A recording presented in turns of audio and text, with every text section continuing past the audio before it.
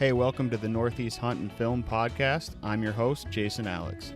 Here you'll find hunting stories and strategies based mainly out of the Northeast, but will also include hunts from all around the country. If you can hunt it and you can film it, chances are we're going to talk about it on here. Enjoy.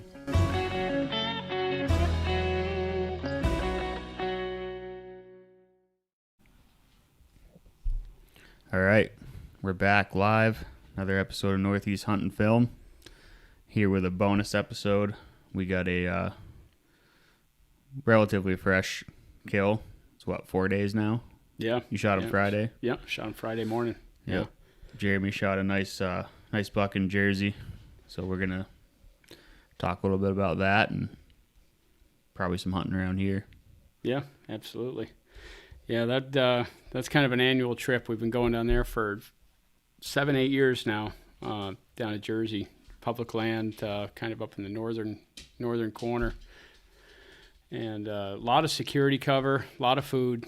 Down along the rivers, it's all agriculture. They got some soybeans growing down there, and sometimes it's corn. They go back and forth, but talked to a warden when I was out there, and they're going to stop doing the corn because the bears are raising hell with the corn whenever they put the corn there. So pretty much going to stick with soybeans. And do you get a bear tag down there?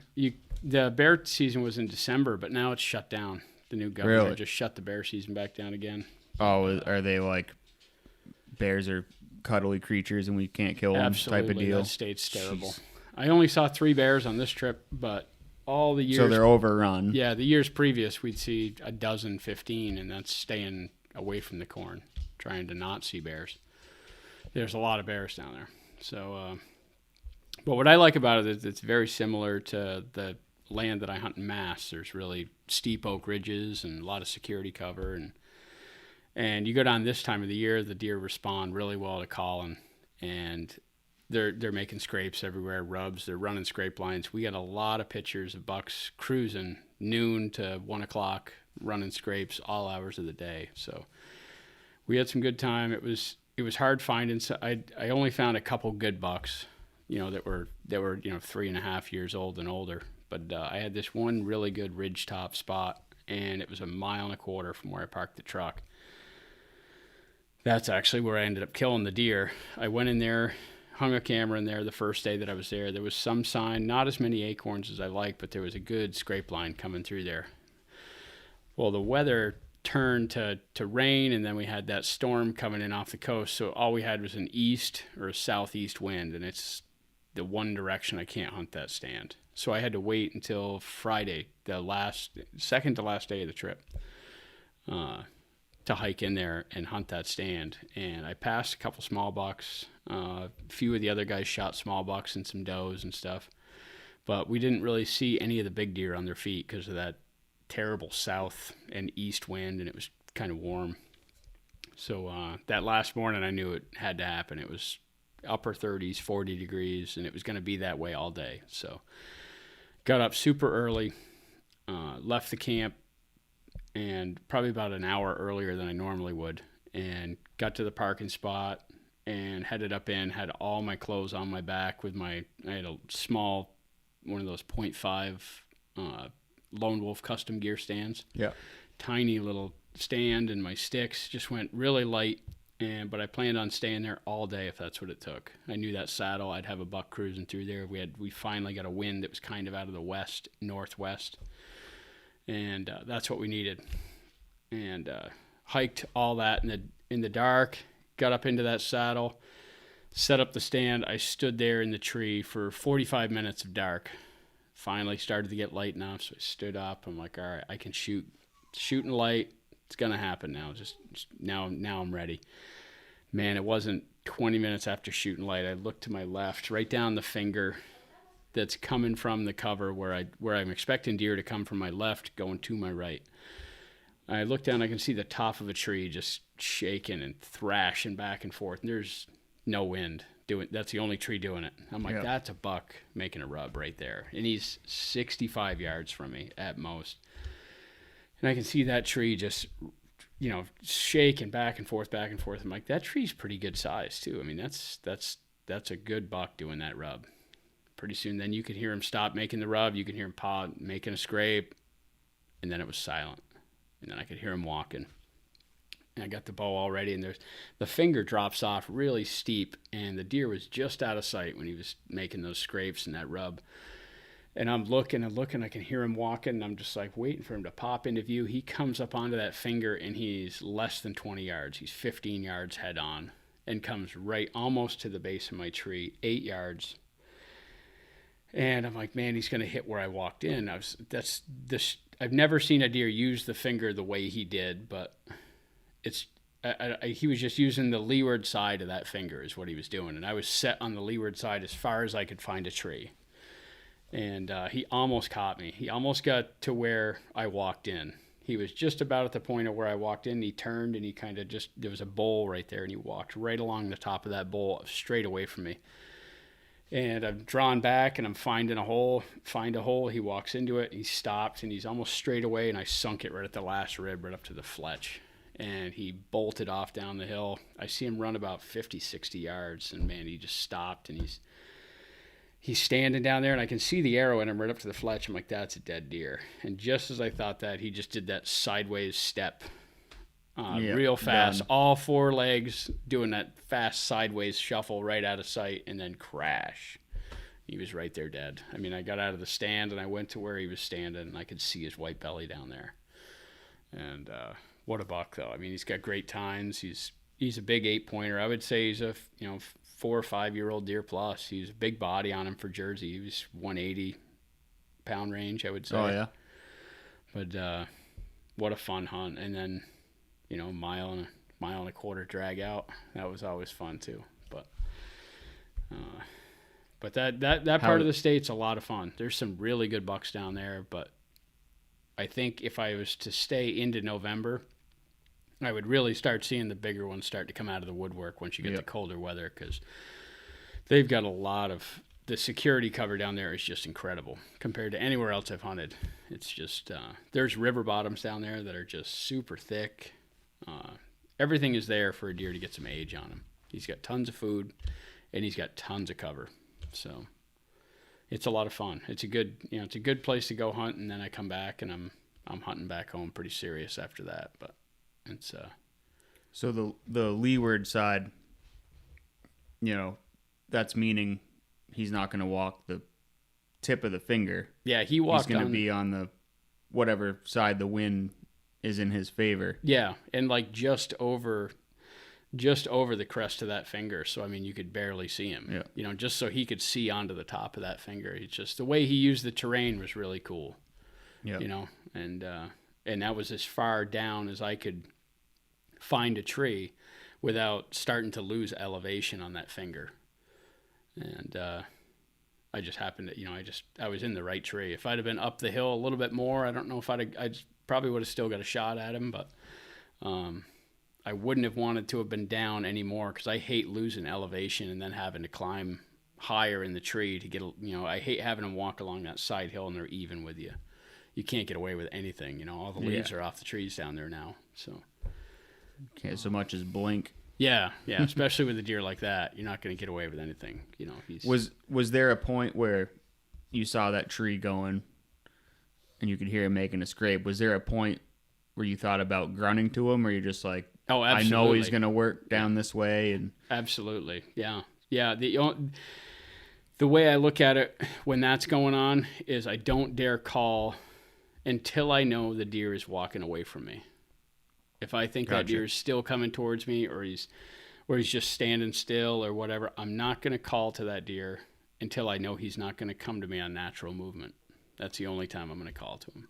That's the only time I feel like I need to call to a deer. A lot of times if your setup's right, he's going to walk by just on natural movement.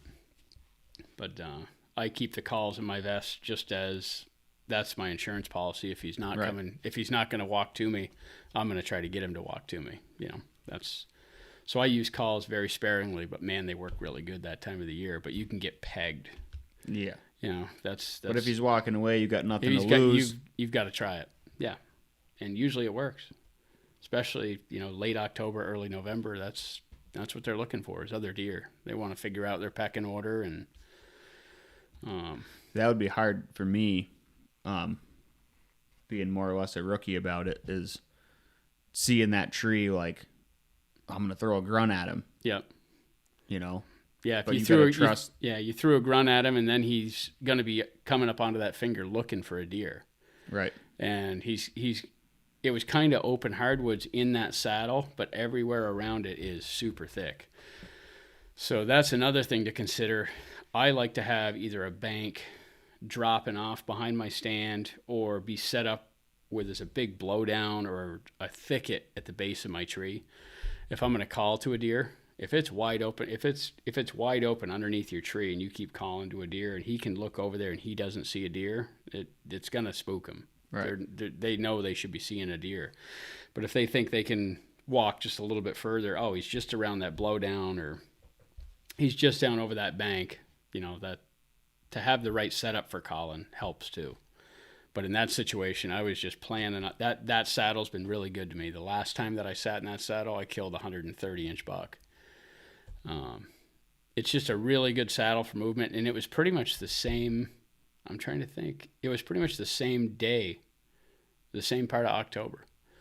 That's like a magical part of that saddle working. Is the very last couple days of October. It seems like that's when we get the cold snap and we start to get that good wind, and that's when I have to hunt that stand.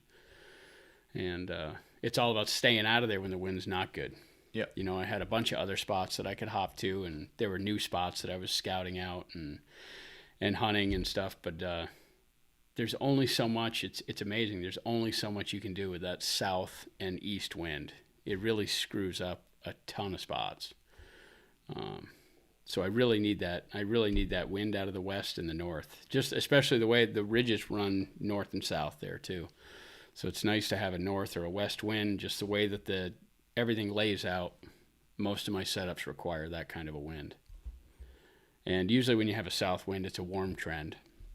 Yeah. And that warm weather just shut them right down. Yeah, the storms were hitting the coast. Yep. So the bear plague in Jersey. Let's talk a little bit about that. Well, it's gotten a lot better.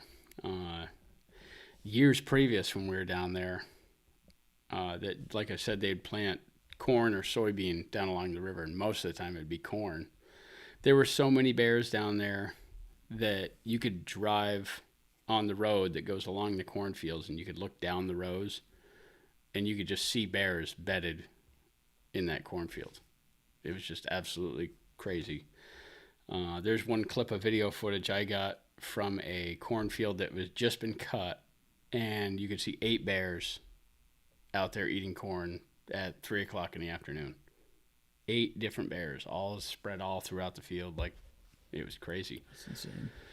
And we try to avoid them by not hunting anywhere near the river bottoms, anywhere near the corn.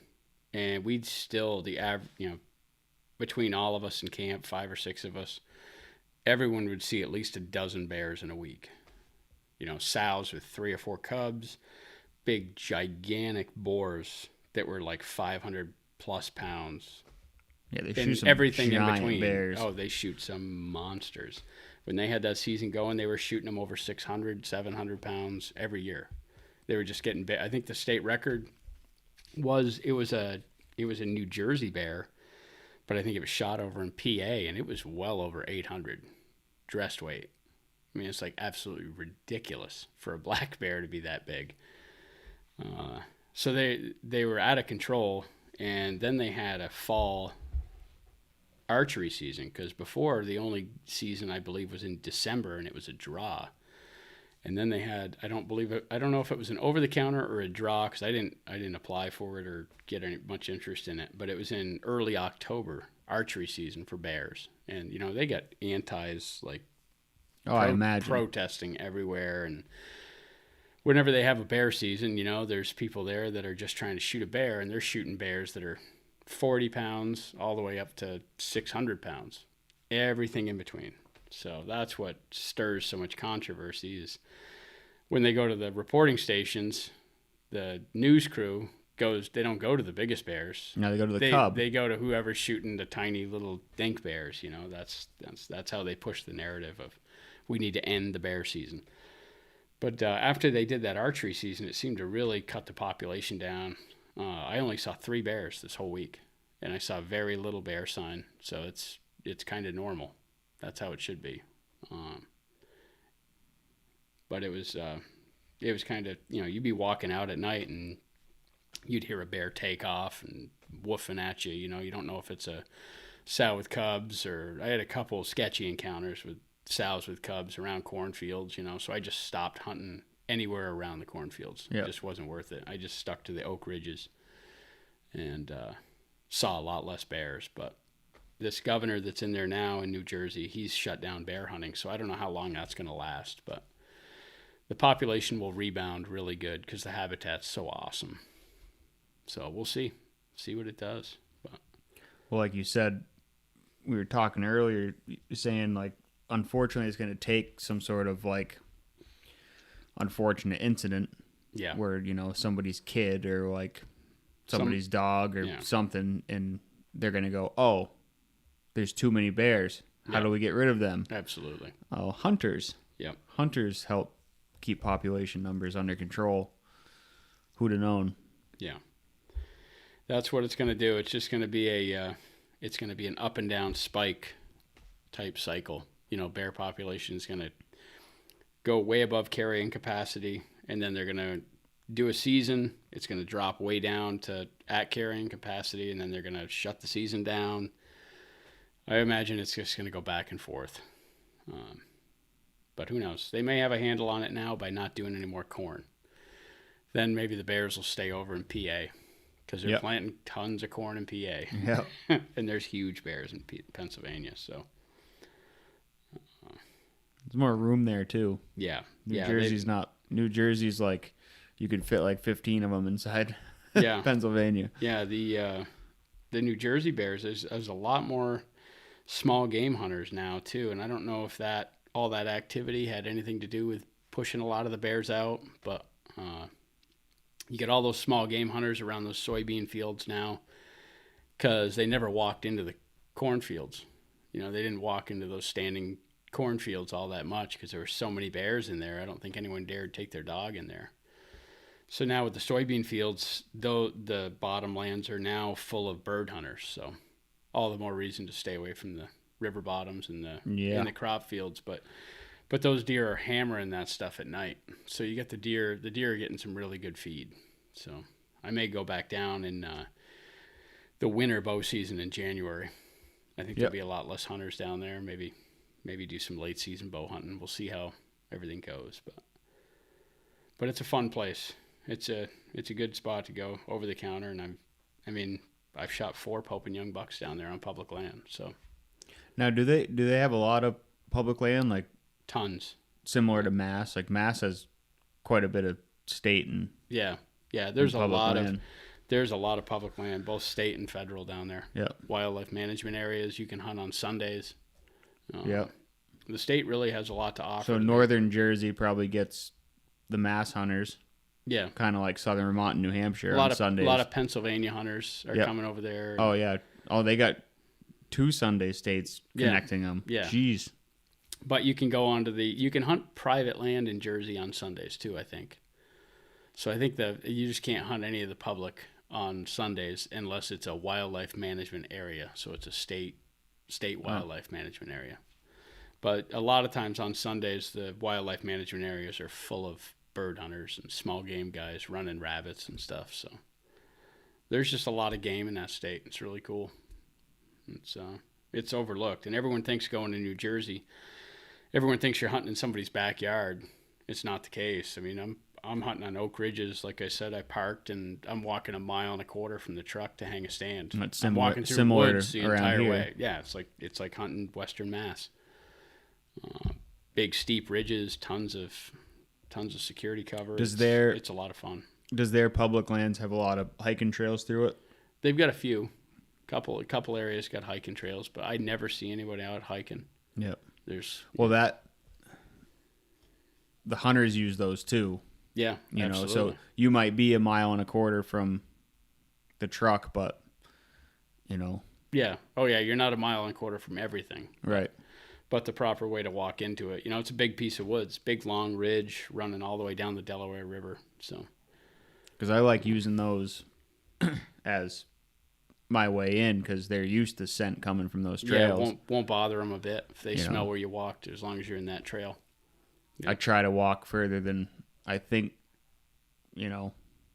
most people will walk, but oh, absolutely. I'll see a camera or something and go, yeah, that guy's hardcore too. I don't mind. Yeah. Yeah. He's willing to walk this far.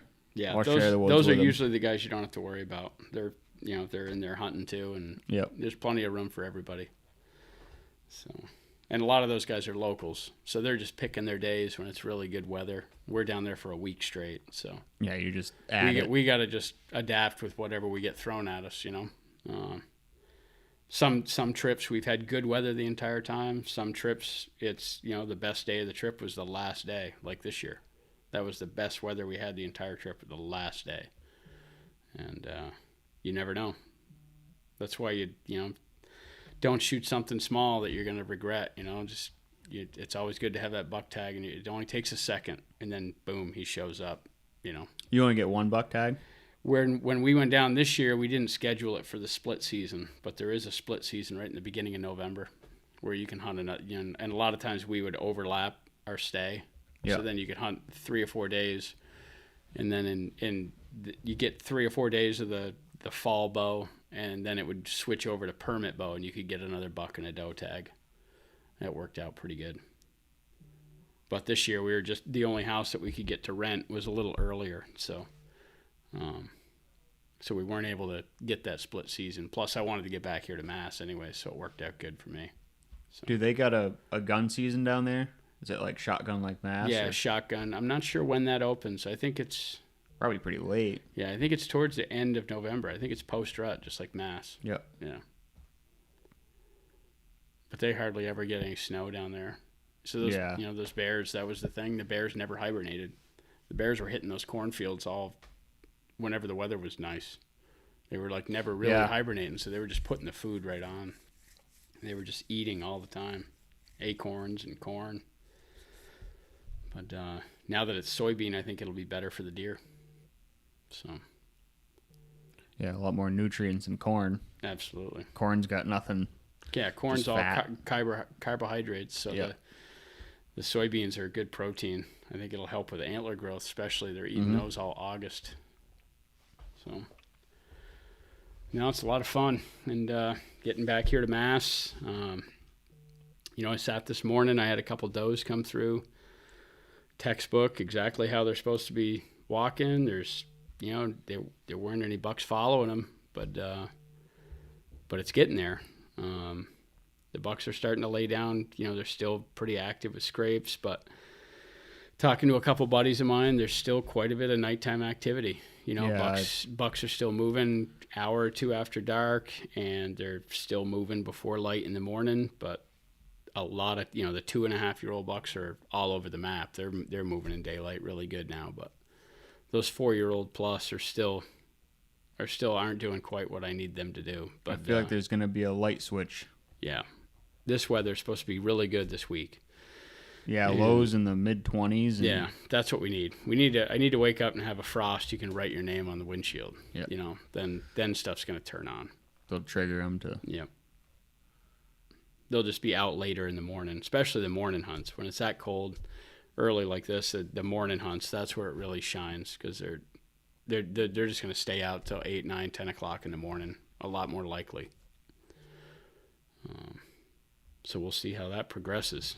I love seeing it all, as they get more and more active. You can watch it all unfold, if you get to hunt a bunch of days in a row. And now with cameras, you can really start to see it heat up and the activity start to get better and better. Speaking of which, I just got sent. Hey, that's a decent one. 3 pictures of a buck. He's hitting a community scrape. Yeah, he'd work. He's out past his ears. Yeah. There you go. That's the second time I've seen him, but not in a couple weeks. So, yeah, that's a that's a wicked community scrape. One of those ones that's like 8 inches down, and Oh, awesome. Yeah. it's been ever since they logged that, which was probably it was when I first started bow hunting, so 7 years ago, 8 years ago. And it's an old skid trail. Yeah. There's 2 skid trails, and it just, this old hemlock, it just intersects right there. And Yeah. I found it postseason scouting. I was like, oh, Yeah. I'm paying attention to this, but Yeah. I still haven't got a buck in daylight on it. Some does, Yeah. but it's all been nighttime. It's a good spot to have a camera for inventory. Mm-hmm. Let you know what's around. Then you can kind of spread out from there, and find out where you can catch them in daylight. But knowing what's around, There's some scrapes above it. That it's an old. It wasn't a clear cut. They left some seed trees, but it's relatively cleared. Yeah. So it's kind of thick. I mean, they bed right in there. Yeah. Absolutely. But they can go out. It's a pretty good size clear cut, so Yeah. they can go out whatever direction. But good place for a camera. Oh, absolutely. Having an inventory of what's around, that's what I need sometimes is motivation. Yeah. There's a giant out there. It's a lot easier to get up at 4 every morning. Yeah.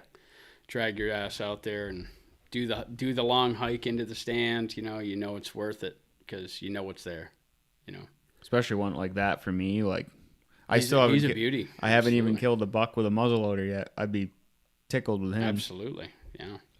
It's going to start getting fired up right now. It's going to get good by the end of this week. I'm hoping it's going again. Yeah. I'm going to hunt Mass Saturday and New Hampshire Sunday. Kind of tough to pick the bow back up, but yeah, I want to give some more effort down there. Yeah. Yeah, I go back and forth. I'll hunt Mass right into Vermont rifle season and everything, and I'll come back to Vermont when we get snow. We get tracking snow, or on a Sunday. Right. But sometimes I need some scouting that I'll do. So Sundays, that's the one benefit of having a day where you can't hunt in Massachusetts on a Sunday. It's because then I don't feel guilty not taking the bow with me. Because whenever I go scouting during the season, I'm like, I got to bring the bow with me. Yeah, you got to have an know arrow knocked. You never know if you're going to run into a buck, what's going to happen. Well, on Sunday, I don't have to worry about it. I can just put a stand on my back. I can put my climbing sticks on there, whatever I need. I can just go for a walk, nice and light, not banging the bow around. Like, I can't shoot anything anyways. So it's I just Sunday hunt Mass on Sundays. There's a lot less pressure. Yeah, absolutely. Yeah, that too. Yeah, you don't run into anybody. Nope. Yeah. Killed my best bucks in Mass on Sundays. But yeah, it seems like every Sunday I might need to do a little walk around and a little re-scout and make sure I'm still in fresh sign, See, I get, Saturday, Sundays off, so I ain't scouting on Sunday. Yeah. I got to be somewhere. Yeah, you're going to go somewhere and and hunt. Absolutely. Yeah. No, I hear you. And if it is a good day, I mean, if it's going to be 30 degrees all day Sunday and clear, yeah, I'm going to be hunting Vermont, or I'm going to go over to New Hampshire. I'll go to New York. I'll hunt somewhere. Yeah, absolutely. It all depends on how many tags I get filled. If I'm just trying to fill one more in Mass, then I may go down there and scout and try to find a giant to put that second one on. But it all depends on how I've been doing through the year. So. A part of me wants to, because I got a couple other areas in different towns in Mass that I did some postseason scouting and I found some good sign, but with such limited time, I feel like I should just stay, kind of where I am, where my cameras are, and just move them around. And I think Saturday I'm gonna do a little more scouting, and because where I am right now, I did see 2 other cell cams. Yeah. I know I got company, and that the big one that was on my camera, he gone. Yeah. Seemed like as soon as the season opened, he was still nighttime, but he's moved. And I know of a couple spots further in I found from tracking that some seclusion cover he might have gone to. So Yeah. I think that's what I'm going to do is I'm going to go snag that camera and I'm going to head in, hopefully further than anybody else wants to walk. Yeah. Who knows? I'll get in there and find more cameras. Yeah, you never know. It's, a lot of people are hammering public ground more and more now, and which is cool. There's a lot more info available now, and with Onyx, that's a huge game changer. Doesn't it seem people can just get back in and find terrain features that doesn't it seem like when that took off, you noticed people further in? Oh, absolutely. Yeah. Oh, yeah. People were not as scared to get lost. Yeah. And then once people started realizing what terrain features to look for and how cover relates to that terrain, and there's so much information available at your fingertips now. I am seeing a lot more people on public ground than I ever did. Yep. Which is good. It's good. I'd rather see people hunting than not driving around in the truck trying to shoot them off the road. So. And if people don't hunt, there's no voice for us. Yeah, absolutely. Stuff that like what's happening in Jersey will just happen everywhere. Yeah. You just gotta learn to adapt and just see something the other guy didn't, and figure out a terrain feature and just figure out a little. You just gotta Dan infault them. Yeah. What's 99% of the people doing? Yeah, do the absolutely. opposite. Yep. Yep. Absolutely. And that's the funnest part is killing a really good buck, a real respectable buck for me is something that's, Pope and Young or better, and if I can kill that on public land where anybody can walk in there and hunt that deer, that's a hell of an accomplishment for me. So, yep. Those deer are hard earned, and they are hunted hard. They are turned on, man. They will not put up with a mistake. So, if you can get it done on those, you can get it done anywhere in the country, For sure. Yeah, mass in the morning, we'll see. It's starting to get better and better. I just need it to get cold. We just need some good north wind. We need some good heavy frost. It's coming this week. Yeah, 20 degrees would be phenomenal. That would turn stuff on big time. So we'll see. But I got one in the bag, so the pressure's off.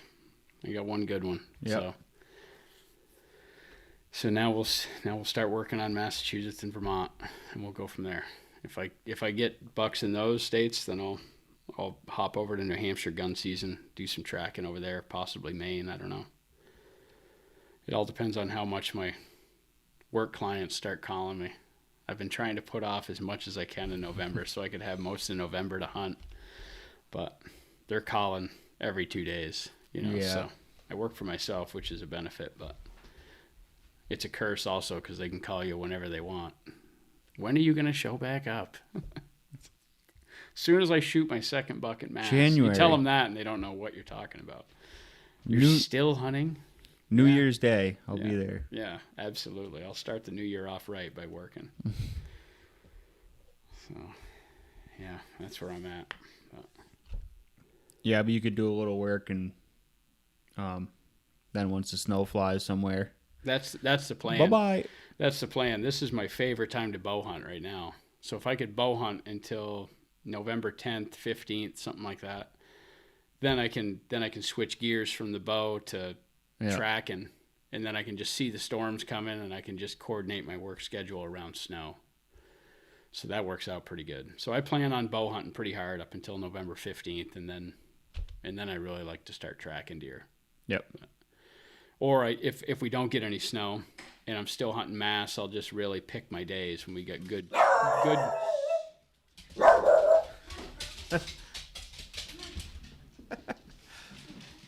There's the dogs, vicious killers. But yeah, if it's after November 15th, that those bucks really start cruising again, get to be Thanksgiving week or whatever, So Yeah, I'll just 15th, the old ones are. Yeah, once you get around Thanksgiving week, that's when you can really find those big bucks moving at noon, 1 o'clock. Cruising from one hot doe to the other, or trying to find a one hot doe that's left. So it's all good all the way until January. I love it. So nothing like tracking those post-rut bucks anyhow. I like them to have all the mass muzzleloader. Yeah, have those bucks have all the, I want them to be kind of worn down by the time I'm going to get following them around. I can't keep up with them during the rut that easy, but You get them post rut in December, very end of November. It's, they ain't gonna weigh up. They're not going whatever. as far. Yeah, they're not going as far. So, it's coming. This is my favorite time of the year. So. Yeah, tracking's just nonstop fun. Yeah, it's the whole story. I love it. The story's unfolding in front of you all day long. See some antler marks in the snow. Yeah, there's nothing like it. And even filming Timmy, it's not filming from a tree stand. You're still absolutely having fun on the track too. Yeah. And you're not freezing. Nope. You're never cold. Nope. You stand still for 10 minutes, you might start getting cold. But you got to wait. Then it's time to move again. You got to wait the half hour, but half the time, you build a fire anyways. And following someone like that, Yep. I get to learn from him. Absolutely.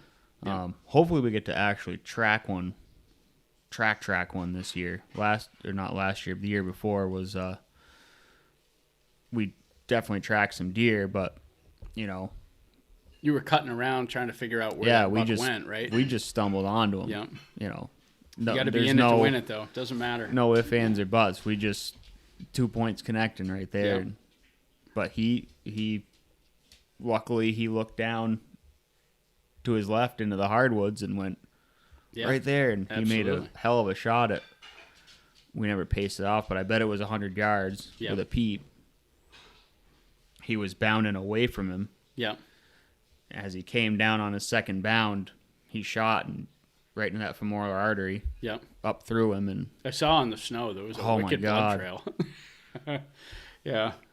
I don't know if that third shot was necessary, but what a set of antlers. He was still alive. Yeah. I keep shooting until I know they're dead. That's for sure. You never know. Yeah. I had like 40 seconds of video of that deer dying, but yeah, I cut that down because that's just too much. Yeah, absolutely. I feel like even what I left in was too much, but yeah, whatever. There's nothing like killing a big buck on the snow, though. Now that I got my new muzzleloader, hopefully I get to use that. Got the new Woodsman, so we'll get out and give that a try. I just got a picture of a really good buck in Vermont, and he's probably the heaviest buck I've ever got a picture of. Yeah, the thing's a freaking tank. He's in that 220 range, I would say. He's well over 2 anyhow. Real wide set of antlers, short tines, but he's just old. It's an old-looking rack. Yeah, super old buck. It's a rack of an old deer. He's a really cool deer, and I've got a bunch of pictures of him going along this one swamp in a clear cut. He's gone through there 2 or 3 times a week, but all middle of the night. He's not laying down any sign. So that would be a good one to save my Vermont tag for and go in there and find him on snow and kill him. That's a big block of woods. You're only going to need a half mile with him. Yeah, he may not go far. You never know. He's a giant bodied deer. So that's it's going to be a fun fall. It's just starting, really. So. What do you use for a rifle? I got a Remington 700, 280 Remington. I was going to say that Woodman has that crossbolt safety. Yeah. But was yours have a tang? Yeah. Yeah. Yeah. A side lever, right? Yeah, yeah. Just kind of flip with your thumb. Yep. Yeah. Now that gun's served me well over the years. Every deer that I've shot, I've piled it or it's gone less than 20 yards. It's a good bullet. Didn't go 20? Yeah, didn't go 20.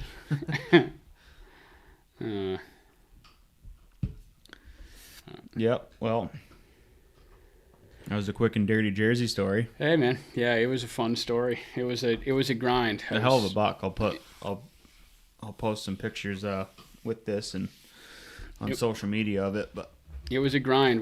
I was sitting 10.5 to 11 hours a day. I was just it was either sitting all day in one stand, or I would hop out and go to a different stand for the afternoon. But I mean, I was hunting every minute that I could. In the woods all day, anyway. Yeah, in the woods.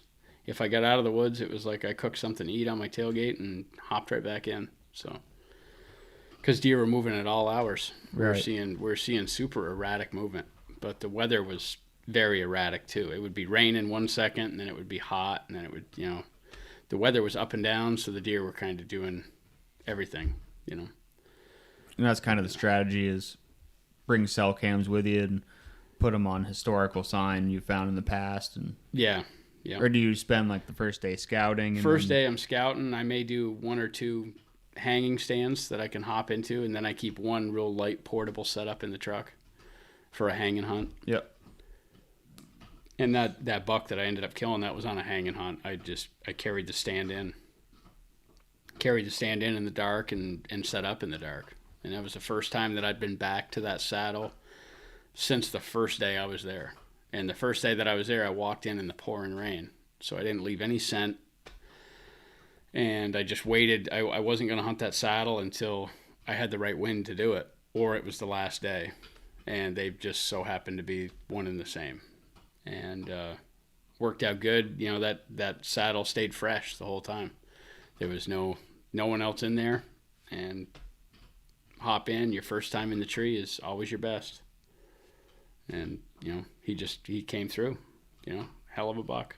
So, yeah. Ain't no one passing that one up. See if I can do it a couple more times in Mass. So, hope so. Do some more of these. Absolutely. But, all right. Good talking to you. And yeah, man. It's getting go there. Kill them. Good luck the rest of the fall. You too, bud. Hey, thanks for tuning in to this week's episode. Make sure and come back and join us every other Monday with a brand new episode. If you're listening on Spotify or Apple, make sure and leave a review. And you can find me on YouTube at Northeast Hunt and Film. Once again, thanks for listening.